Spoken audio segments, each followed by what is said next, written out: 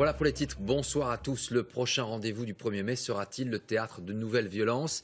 C'est la question qui inquiète le ministère de l'Intérieur. Ce vendredi a été émaillé par de nombreuses réactions politiques et cela au lendemain des violences qui ont éclaté lors des rassemblements contre le projet de loi El Khomri.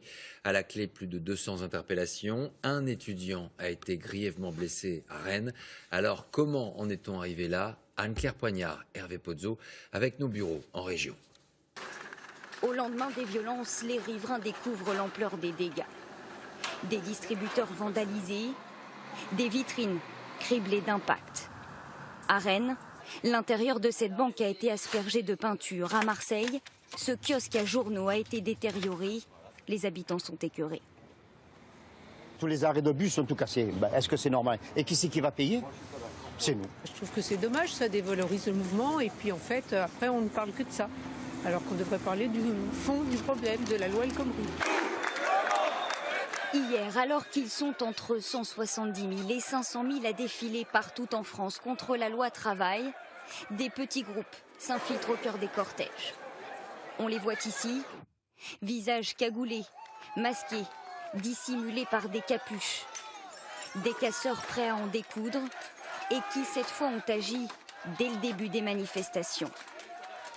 Le face-à-face avec les forces de l'ordre est tendu. Par endroits, les policiers sont débordés. Cet extincteur devient une arme. Dans plusieurs villes de France, les mêmes incidents, les mêmes affrontements.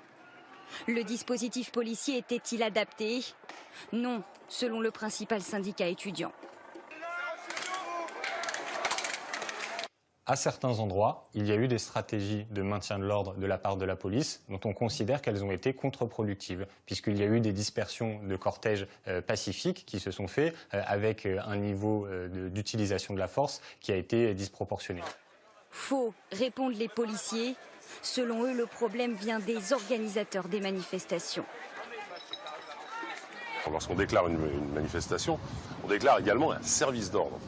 Or, il semblerait que les organisateurs, ne serait-ce qu'hier, aient un service d'ordre qui soit très léger, pour ne pas dire inexistant. Au cours de cette journée émaillée d'incidents, 78 policiers ont été blessés. À Rennes, un jeune manifestant touché par un projectile a perdu l'usage d'un œil.